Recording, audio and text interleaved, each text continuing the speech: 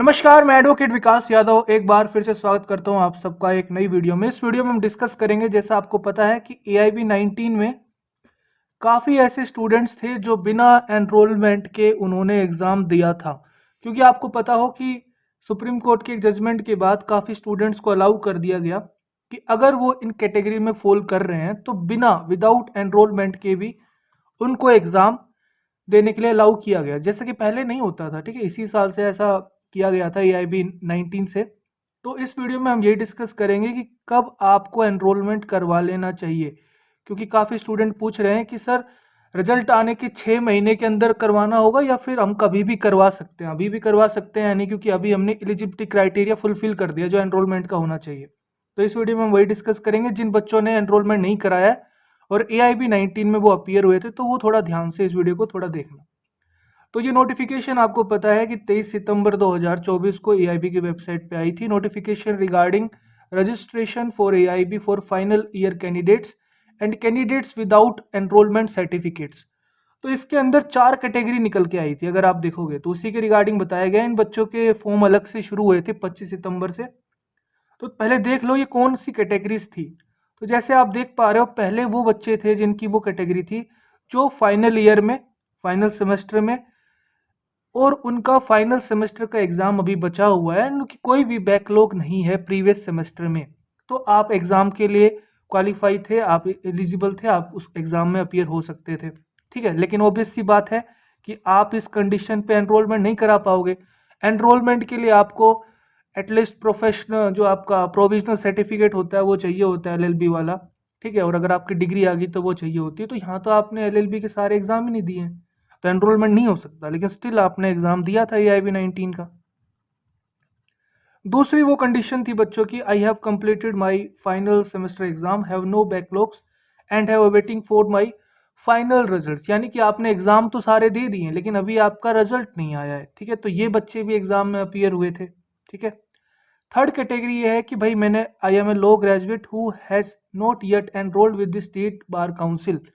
ठीक है, आपने एग्जाम वगैरह दे दिए, अभी आपको या तो डिग्री मिल गई है, हैव ए डिग्री और हैव नोट। ठीक है, अभी आपके पास एग्जाम तो क्लियर हो गए हैं आपके, लेकिन अभी डिग्री का या तो आप वेट करो या डिग्री नहीं है, लेकिन स्टिल आपने एनरोल नहीं कराया। कहने की बात यह है, घुमा फिरा के बात यह है कि जिन्होंने अभी तक एनरोलमेंट नहीं कराया है उनको भी इस बार एग्जाम में अलाउ दिया गया। यानी कि आप देखोगे पहले एनरोलमेंट नंबर आपको जब आप फॉर्म अप्लाई करते थे तो वो फिल करना होता था, तो इन बच्चों को वो सब नहीं करना पड़ा। और जो फोर्थ कैटेगरी है, इस वजह से काफ़ी बच्चों को डाउट आ रहा है, जो ये 6 मंथ का जो टाइम पीरियड दे रखा है ये क्या हर कैटेगरी के लिए है? तो पहली बात मैं बता दूं, ये हर कैटेगरी के लिए नहीं है। ये स्पेशल उन लोगों के लिए है जो फिलहाल अभी किसी जॉब में इन्वॉल्व हैं, जो अभी ऑलरेडी एम्प्लॉयड हैं। I am a law graduate who is currently employed. यहाँ पे आपको बताना है आप किस चीज़ में, किस सेक्टर में एम्प्लॉयड हो, किस टाइप की आप जॉब कर रहे हो। And have either not enrolled. अब इसमें देखो दो कैटेगरी आई हैं, या तो आप पहले आपने एनरोल कराया था लेकिन जैसे ही आपको जॉब मिली, जैसे आप जॉब के अंदर चले गए, तो आपने जो एनरोलमेंट था उसको सरेंडर कर दिया।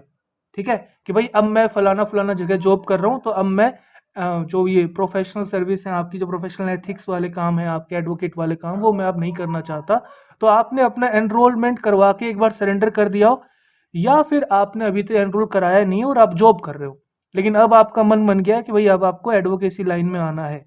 तो इन लोगों के लिए स्पेसिफिकली रिक्वायर्ड है कि भाई आप थोड़े से मैच्योर लोग हो, तो आप एक चीज़ का ध्यान रखना कि अगर आपने इस एग्ज़ाम को पास कर दिया है, स्पेशल इन कैटेगरी वाले लोगों के मैं बता रहा हूँ, जो अभी इसी नोटिफिकेशन में 23 सितंबर वाली में मेंशन है कि भाई अगर आपने एग्ज़ाम को पास कर दिया है तो आपको विद इन 6 मंथ, एग्ज़ाम के रिजल्ट के अनाउंसमेंट के विद इन 6 मंथ आपको जो भी आपका स्टेट बार काउंसिल आपको लगता है वहाँ पे आप अपना एनरोलमेंट करवाना कंपलसरी है। अगर आपने 6 महीने में एनरोलमेंट नहीं कराया है तो फिर आपका जो ये एग्ज़ाम आपने पास किया AIB 19, ये ऐसा ही माना जाएगा कि या तो आपने एग्ज़ाम दिया नहीं या फिर आपने पास नहीं किया है, क्योंकि आपको फिर से अपीयर होना पड़ेगा। वही लिखा हुआ है, I further understand that after this 6 month period I will be required to reappear for the AIB if I wish to continue practicing law। अब क्वेश्चन ये काफ़ी बच्चे पूछ रहे हैं कि हमें भी क्या ऐसे 6 मंथ वाला जो क्वेश्चन आ रहा है वो हमारे लिए भी अप्लाई होगा या नहीं। तो अभी इन जो ऊपर की 3 कैटेगरी वाले स्टूडेंट्स हैं इनको मैं बोलूँगा कि आप थोड़ा सा AIB की वेबसाइट के टच में रहिए, ठीक है।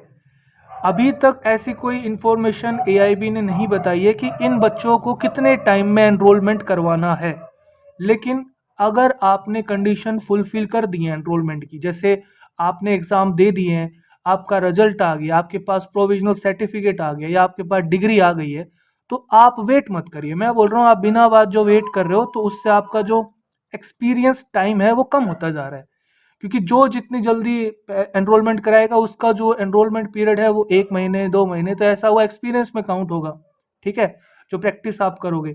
अगर आप एनरोल ही नहीं कराओगे तो वो कहाँ से काउंट होगा प्रैक्टिस में। तो अगर आपने सारी क्वालिफिकेशन एलिजिबिलिटी क्राइटेरिया फुलफिल कर दिया एनरोलमेंट के लिए, तो मैं बोलूँगा फटाफट आप जाके एनरोल करवा लीजिए, किसी भी नोटिफिकेशन का वेट मत कीजिए, ठीक है।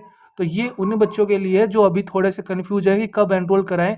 काफ़ी बच्चों ने एग्ज़ाम से पहले भी मुझसे पूछा था कि एग्ज़ाम से पहले हम करवा सकते हैं या नहीं, क्योंकि जस्ट एग्ज़ाम आपने जब फिल किया था फॉर्म, उस टाइम आपने ये क्राइटेरिया फुलफिल नहीं किया, लेकिन जब तक एग्ज़ाम कंडक्ट हुआ 1-2 महीने में आपका क्राइटेरिया फुलफिल हो गया, ठीक है। डिग्री विग्री आ गई उन लोगों की जो जिनको करना था। तो अब क्वेश्चन ये है कि अभी भी अगर आपने नहीं करवाया तो भाई करवा लो, वेट नहीं करना है, बिना बात आपका ही कहीं ना कहीं लॉस हो रहा है, ठीक है। स्टिल आपका कोई डाउट है तो आप कमेंट सेक्शन में अपना डाउट पूछ सकते हो। वीडियो अच्छा लगा है तो वीडियो को लाइक कीजिए। खुश रहिए, मुस्कुराते रहिए, देश का ख्याल रखिए। जय हिंद।